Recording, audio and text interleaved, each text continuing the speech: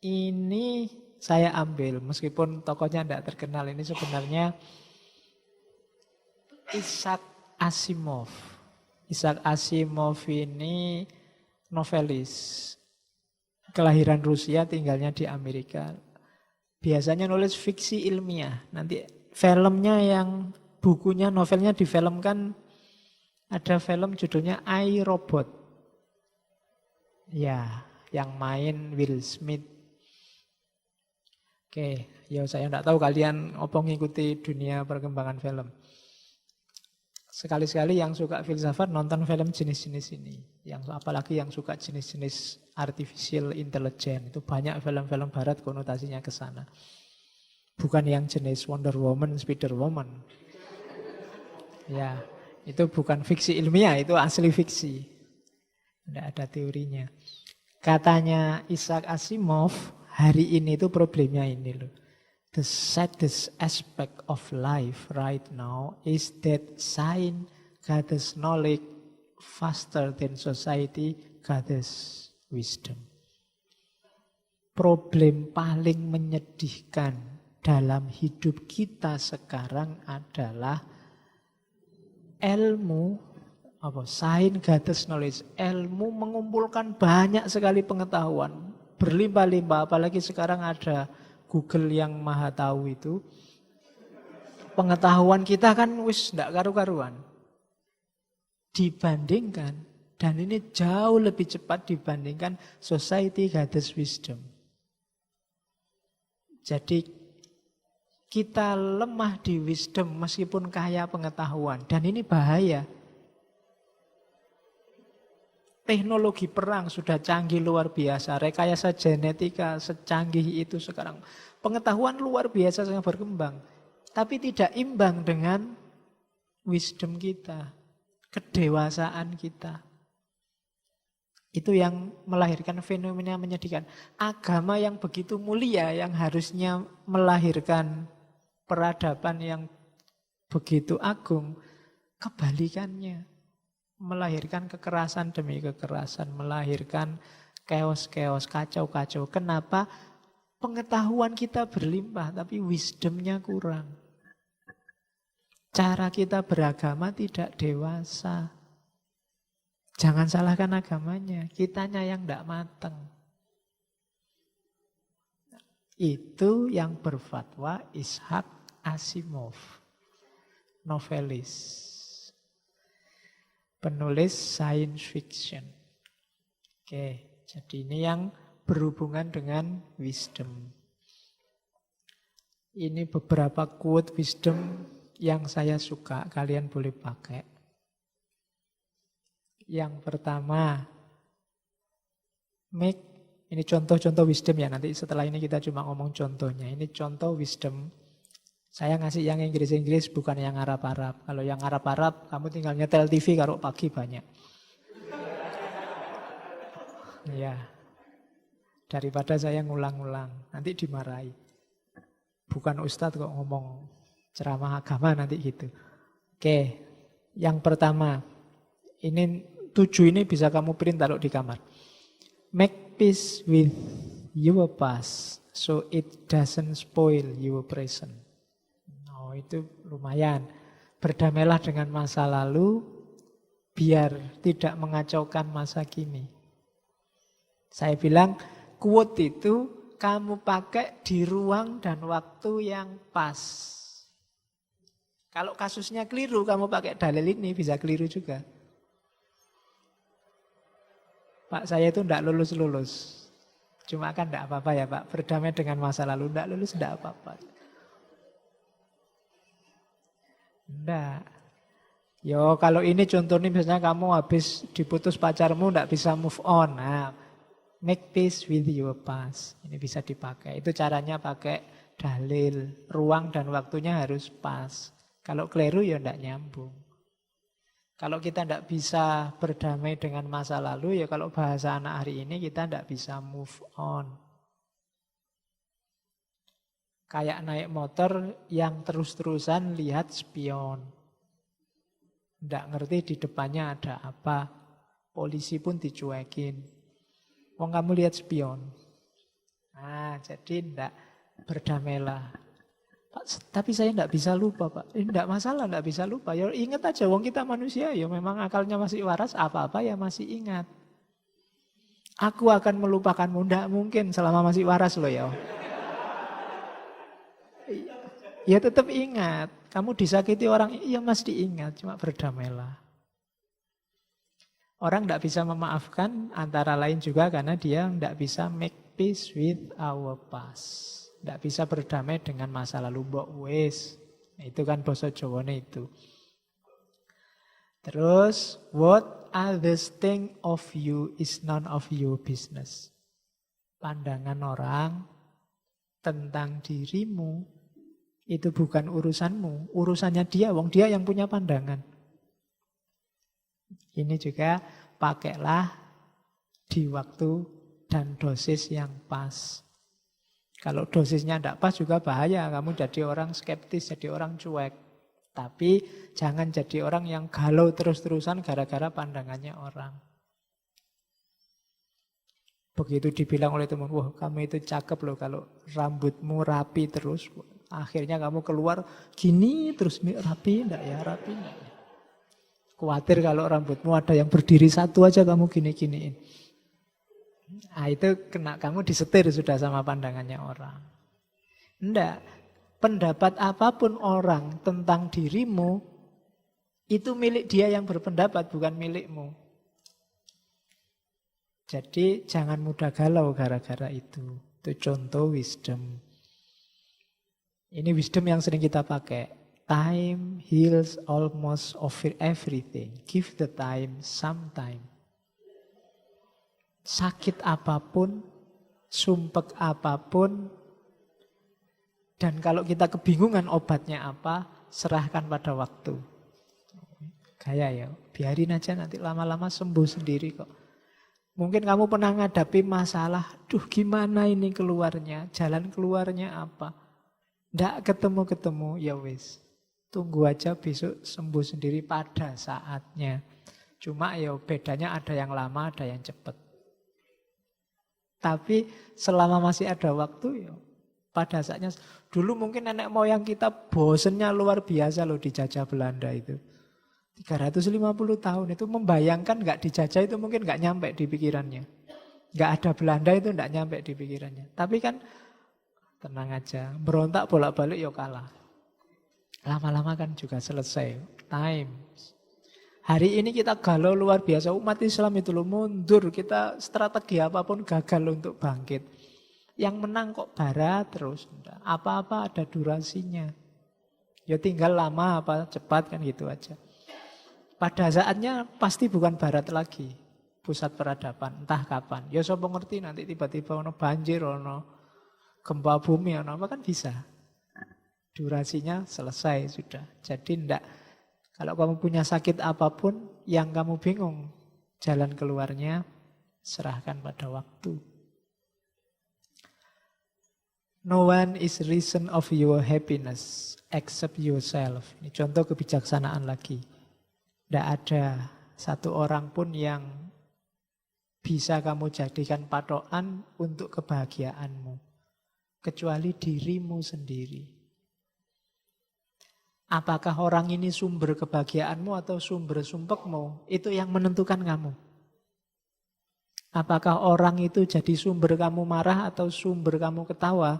Itu urusanmu. Bukan tergantung di dia. Maka jangan mau kayak tadi disetir orang lain. No one is reason of your happiness. Kamu boleh milih kok. Orang maki-maki kamu kayak apapun, kamu boleh milih. Mau sakit hati atau tidak sakit hati. Kuncinya tetap di kamu. Nah, itu kebijaksanaan. Terus, ini lagi sumbernya sumpek. Don't compare your life with others. You have no idea what their journey is all about. Jangan bandingkan hidupmu dengan orang lain. Kamu tidak tahu loh.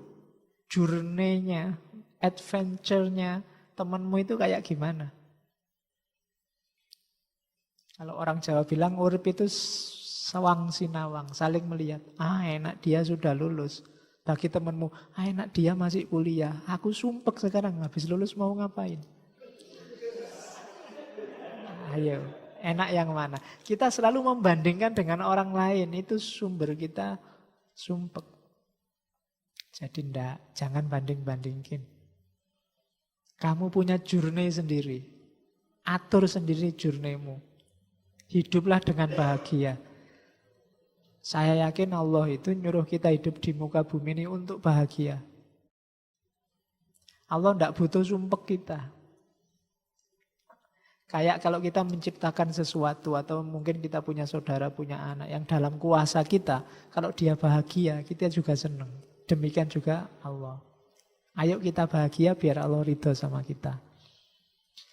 Allah itu kan ngasih kita banyak macam-macam. Kalau kita masih sumpek aja, masih mengeluh aja, Allah ya sumpek. Ini sudah dikasih macam-macam, sambat terus. Ya kan? Enggak.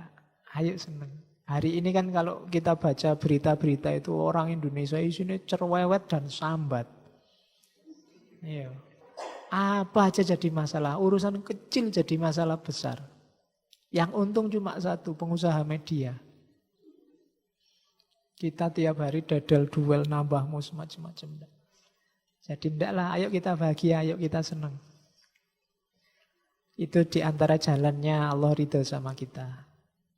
Yang keenam, ini untuk para yang sedang belajar biasanya. Stop thinking too much. It's all right not to know all the answers. Nah, ini juga pakai di ruang waktu dosis yang pas. Jangan terlalu banyak mikir. Ndak masalah kalau kamu ndak ketemu jawaban dari semua masalahmu. Atau semua persoalan di dunia ini. Ndak apa-apa. Kita kan sering galau. Waduh, kok ada ya Ustadz ngomongnya gitu. Terus kamu mikir, kira-kira apa sebabnya, dalilnya apa. Terus kamu ikut-ikutan galau. Ndak. Kamu ikut sumpek ini Pak. Mikir Indonesia ini loh Pak. Gimana jalan keluarnya.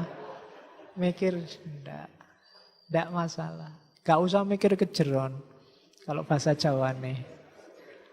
Iya, dalam itu bagus, jero iku apik, tapi kejeron elek. Terlalu dalam ndak proporsional. Jadi yang kayak tadi ndak bijaksana. Saya ini mikir Pak, gimana perekonomian dunia 3 tahun terakhir ini biar bisa meningkat. Kamu jadi apa? Semester 2 saya Pak. Oh iya. Joko mantep pentah. Ya kan? Mantep itu apa? Nek kemantepan elek. Jadi stop thinking too much. It's all right not to know all the answer. Yang terakhir, smile. Ya, senyumlah. You don't own all the problems in the world. Senyumlah. Jangan letakkan beban masalah dunia ini di pundakmu semua. Banyak hal menyenangkan, ngapain sih kamu selalu sumpek tiap hari? Kamu lihat yang remeng-remeng, yang surem-surem, yang burem-burem, yang bikin hatimu galau, hatimu sedih. Semua masalah kamu panggul sendiri. Smile, senyumlah. Masih banyak yang indah-indah di dunia ini. Masih banyak kisah-kisah happy ending. Kalau nggak percaya kamu lihat sinetron drama Korea. Ya kan? Senyumlah. Jangan merengut terus. Ojo nesu terus tuh.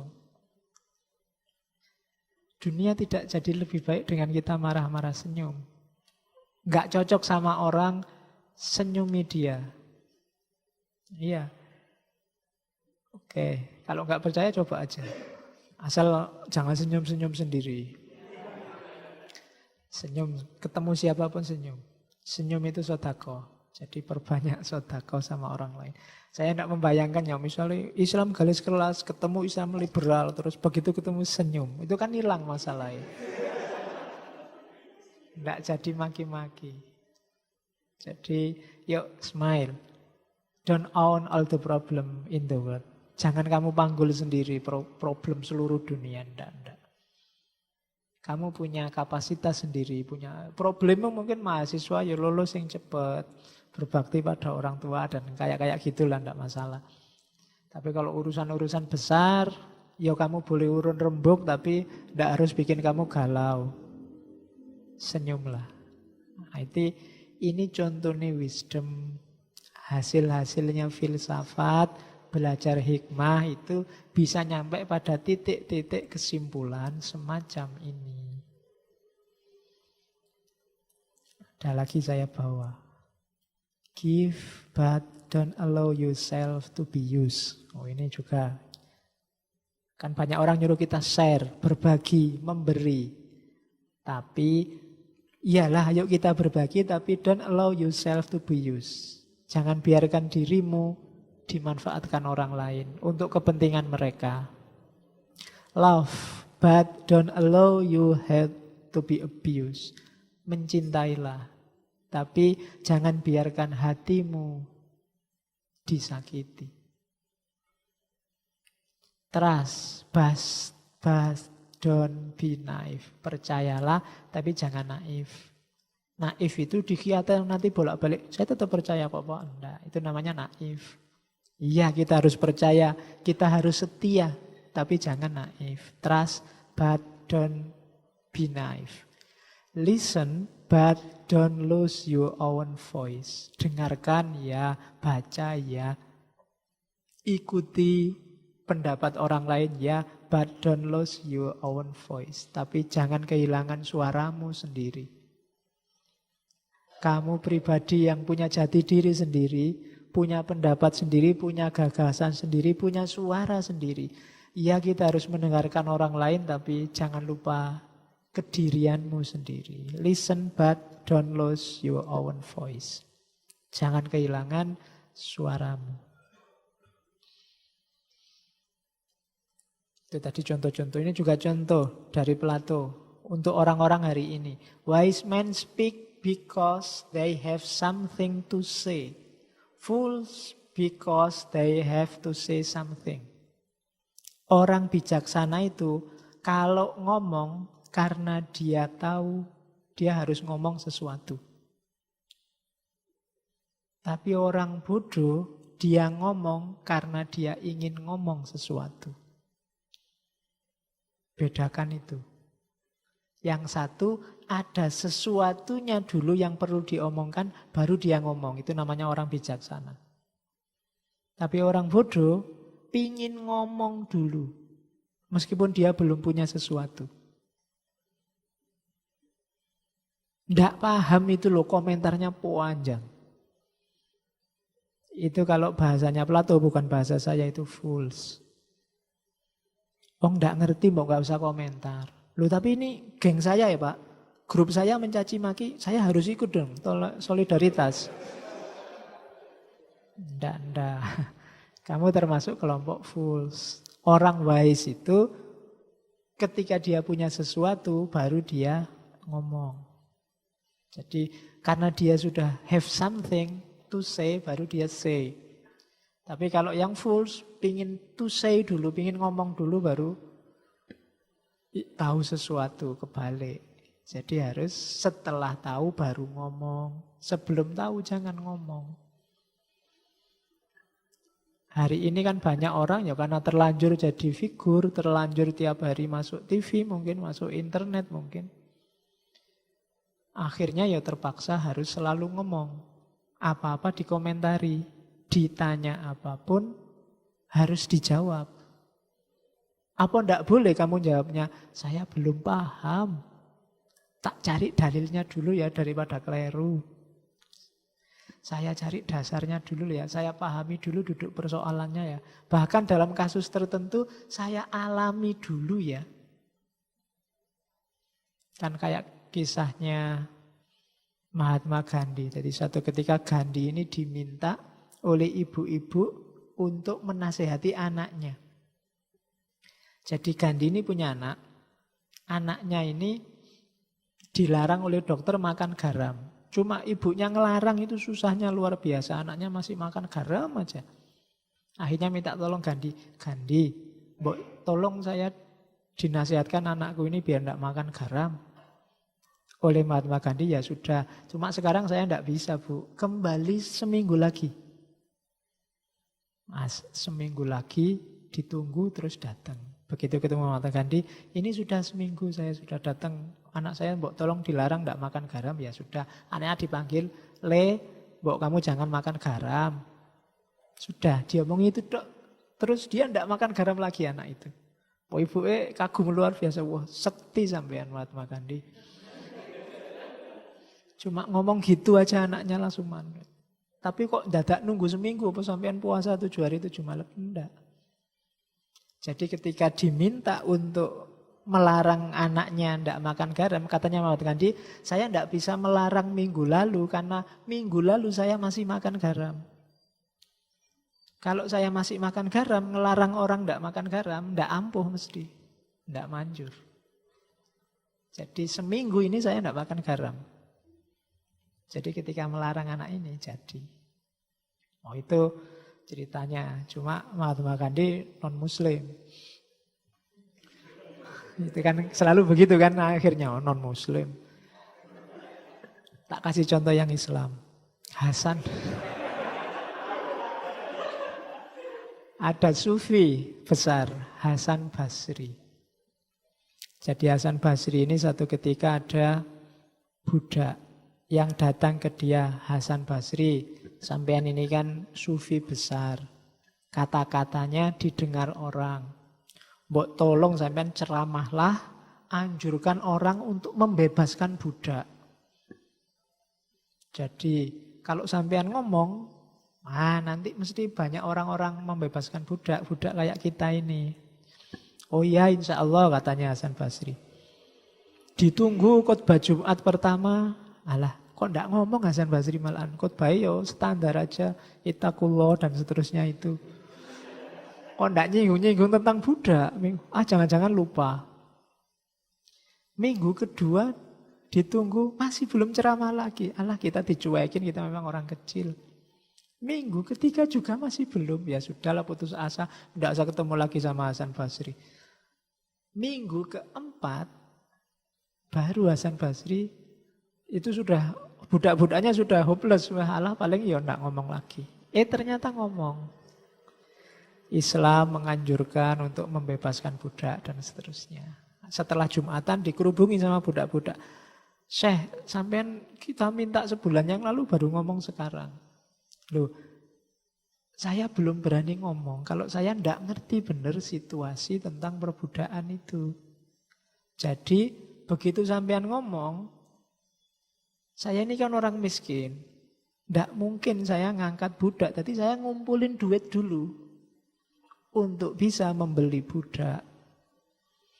Jadi baru seminggu duitnya terkumpul, saya beli budak. Nah, saya dekatkan diriku ke budak, ketergantunganku pada budak, tak latih selama 1 minggu. Di minggu ketiga saya latih ketika sudah sangat terikat pekerjaan-pekerjaan oleh budak untuk membebaskan budak. Betapa beratnya membebaskan budak setelah padahal kita sudah tergantung pada budak. Jadi saya berani ngomong tentang pembebasan budak itu di minggu keempat. Nah, jadi lebih ampuh. Kenapa? Yang ngomong ngalami sendiri. Oh itu contohnya Islam ada toh. Jadi enggak. Jadi itu hati-hatinya ulama zaman dulu. Dia enggak ngomong sesuatu yang dia enggak menjalankan. Wise men speak because they have something to say. Fools because they have to say something. Itu Plato. Alhamdulillah. Ya, jadi saya bilang tadi ces-cesan saya masih 50%, jadi ngajinya ya 50%. Semoga minggu depan sudah full, kita bisa lanjutkan tema kita. Ya nanti kita langsung ke tema reguler bulan ini, kita ketemu Pak Kunto Wijoyo minggu terakhir November. Insya Allah kalau Allah mengizinkan. Oke, saya akhiri sekian. Wallahul muwaffiq. Wallahu a'lam bissawab. Wassalamualaikum warahmatullahi wabarakatuh.